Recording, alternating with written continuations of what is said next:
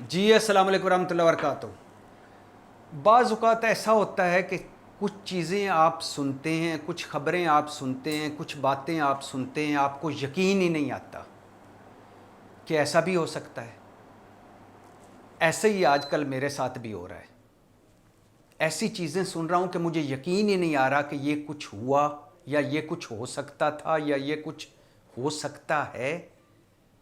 गो कि हमारे मुल्क में अब कुछ भी नामुमकिन नहीं, कुछ भी हो सकता है, लेकिन फिर भी कुछ चीज़ें ऐसी हैं कि जिसे सुनकर यकीन नहीं आता। एक दो तीन चार इंसिडेंट ऐसे ही हैं जिनको जो मेरे लिए बम शेल थे, जिन्होंने कानों से धुआं निकाल दिया और ख़ुद लोग एतराफ़ कर रहे हैं। मैं नहीं कह रहा, ये मेरा तज़िया नहीं है, मैं बयानात आपके सामने रख रहा हूँ। अब इन सारे बयानात पर गुफ्तगू करने से पहले ये ज़हनों में रहे कि इमरान खान वज़ीर आज़म बन चुके थे। PDM के मौलाना साहब की सरबराही में PDM जो है वो तहरीक चला रही थी और मौलाना साहब उसके सरबराह थे और उसमें नवाज शरीफ भी थे, जरदारी साहब भी थे, सारे 14 जमातें शामिल थीं और 26 नुकात थे।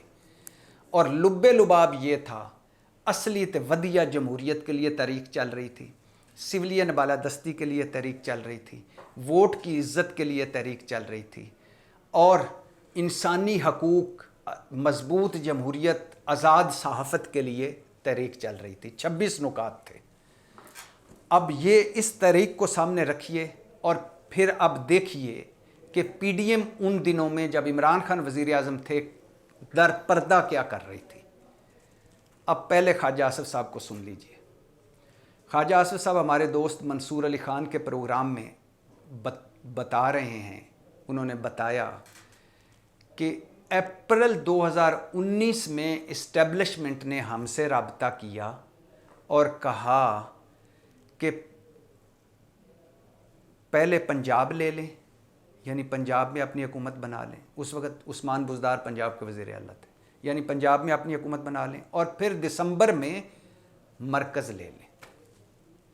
अब ख्वाजा आसिफ साहब के इस बयान को यहीं रखिए, आगे बढ़िए। ख्वाजा आसिफ साहब ने मोहम्मद मालिक के प्रोग्राम में 92 TV के मोहम्मद मालिक साहब के प्रोग्राम में बताया कि नवाज शरीफ साहब इस्टेब्लिशमेंट की मदद से बाहर गए। अब इसको भी यहीं रखिए।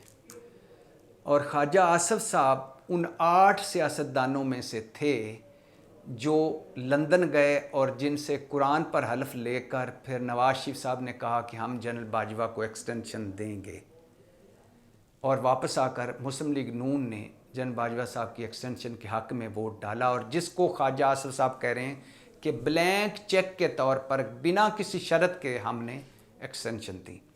अब इसको भी इस तरफ यहीं रखिए। जरदारी साहब पर आइए। एक जरदारी साहब पे भारी, हर पाकिस्तान की सियासी फार्मूला रेस के चैम्पियन जरदारी साहब एक दिन मीडिया पे आए और उन्होंने फरमाया, इमरान खान की हुकूमत थी उन दिनों, कि फार्मूला बनाने वाले हम मुझसे रब्ता करते हैं और मुझसे पूछते हैं कोई फार्मूला बनाकर दो ताकि ये मुल्क चले।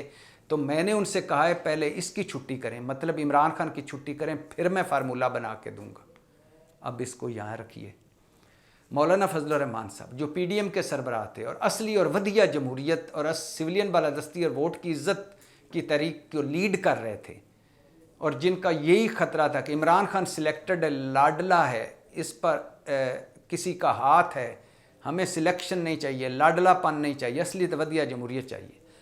वो मौलाना साहब ख़ुद बताते हैं कि इस्लामाबाद में चौधरी हाउस पर चौधरी शुजात चौधरी परवेज़ इलाही के घर चौधरी शुजात चौधरी परवेज़ इलाही की मौजूदगी में जब मैं धरना लेके इस्लामाबाद आया था तो मेरी जनरल फैज़ हमीद जो उस वक्त DGISI थे उनके साथ मुआहदा हुआ और उस मुआहदे के बाद मैंने कॉल ऑफ किया, धरना ख़त्म किया और मैं वापस चला गया। और मुआहदा क्या था कि 2-3 महीने बाद असम्बलियाँ तोड़ दी जाएंगी, इमरान हुकूमत ख़त्म कर दी जाएगी और नए इलेक्शन हो जाएंगे।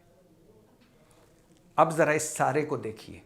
एक तरफ PDM असलियत वदिया जमहूरियत के लिए लगी हुई थी, दर पर्दा मुस्लिम लीग नून राबतों में थी और उस वक़्त राबतों में थी जब ابھی عمران خان کو آئے 1 سال ہوا تھا، اپریل 2019 میں بقول خواجہ آصف کہ اسٹیبلشمنٹ نے ہم سے رابطہ کیا اور کہا کہ پہلے پنجاب لے لیں پھر مرکز لے لیں۔ زرداری صاحب جو خفیہ ملاقاتوں کے لیے جن کی بعض گشتیں آتی تھیں کہ کراچی سے اسلام آباد پہنچ گئے، خفیہ ملاقاتیں کر رہے ہیں یا اس طرح کی باتیں آتی ہیں، افواہیں اڑتی تھیں، وہ کہہ رہے ہیں کہ فارمولہ بنانے والے مجھ سے کہتے تھے کہ فارمولہ بنا کر دو، مطلب میں بھی رابطے میں ہوں، اور میں نے ان کو کہا پہلے عمران خان کی چھٹی کرائیں پھر فارمولہ بنا کے دیتا ہوں۔ چھٹی ہو گئی۔ اچھا پھر اس کے بعد آگے آ جائیں، مولانا صاحب وہ بھی ڈیل کس سے کر رہے تھے؟ تو ایک طرف سارا تھا کہ عمران لاڈلا ہے، فوج سیاست سے آؤٹ ہو، ہمیں اصلی اور ودیع جمہوریت چاہیے، سویلین بالادستی چاہیے، ووٹ کی عزت بحال ہونی چاہیے، اور دوسری طرف بقول خواجہ آصف نواز شریف بار اسٹیبلشمنٹ کی مدد سے گئے، نواز شریف صاحب نے جن باجوہ کو ایکسٹینشن دی، اور مسلم لیگ نون کہہ رہی ہے کہ ہم سے رابطے ہو رہے تھے کہ پنجاب لے لیں پھر مرکز لے لیں، زرداری صاحب کہہ رہے ہیں کہ میں فارمولہ والوں کو کہہ رہا ہوں کہ فارمولہ پہلے بنا، اس کی چھٹی کریں میں فارمولہ بنا کے دیتا ہوں، مولانا صاحب ان سے ڈیلیں کر رہے ہیں۔ تو گو کہ یہ مجھے اس پہ یہ حیرت نہیں ہوئی کہ یہ کر رہے تھے، انہوں نے ساری عمر یہی کیا ہے، ڈیلیں ڈھیلیں، راتوں کو ملنا۔ شہباز شریف صاحب کا تو وہ ڈگی میں جانا بھی مشہور ہوا کہ کار کی ڈگی میں جاتے ہیں، رات کی میٹنگ، چودھری نثار اور شہباز شریف 12 ملاقاتیں انہوں نے کی جب انہوں نے میثاق جمہوریت پیپلز پارٹی اور نون نے آپس میں کیا، تو یہ 12 ملاقاتیں انہوں نے جنرل کیانی سے کی، اور اس کے بعد جب نواز شریف سے پوچھا کہ انہوں نے معصومیت سے کہا مجھے تو پتہ ہی کوئی نہیں۔ ادھر میثاق میں معیشت جمہوریت کر کے بے نظیر بھٹو، جس میں ایک پوائنٹ تھا کہ سرونگ جنرل سے ملاقات نہیں کرنی، بے نظیر بھٹو دبئی میں باوردی صدر مشرف سے ملاقاتیں کر رہی تھی، ڈیل کر رہی تھی۔ تو یہ پہنچے ہوئے بزرگ ہیں، انہوں نے ساری عمر کیے ہی یہ ہے، ڈیلیں ڈھیلیں، چور دروازے پتلی گلیاں۔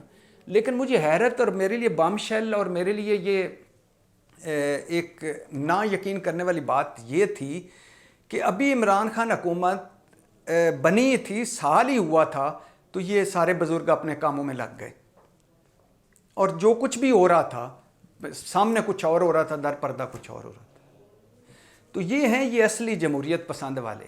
میں اکثر کہتا ہوں کہ پاکستان میں 2 طرح کا نظام آیا، ایک فوجی آمریت اور ایک سویلین آمریت۔ یہ جمہوری چوہوں میں بدترین ڈکٹیٹر ہیں، اور دوسری بات یہ ہے کہ ان کو ایک ہی کام آتا ہے کہ ڈیل کر کے ڈھیل لے کے اقتدار میں آنا۔ اور اگر پاکستان میں فوجی آمریت بری ہے، ڈکٹیٹرز برے ہیں، تو ان سے ڈیلیں ڈھیلے کرنے والے کیسے اچھے ہو سکتے ہیں، ان کی پیداوار کیسے اچھے ہو سکتے ہیں؟ یعنی یہ جمہوریت کی بوڑھے ہیں جو ہر موقع پہ ڈیلیں ڈھیلیں کر جاتے ہیں، فوجی آمر برے ہیں۔ تو یہ سارا کچھ ہو رہا تھا 3.5 سال میں۔ آپ بھی سوچئے، میں تو سوچ ہی رہا ہوں، حیران ہو رہا ہوں۔ پاکستان زندہ باد۔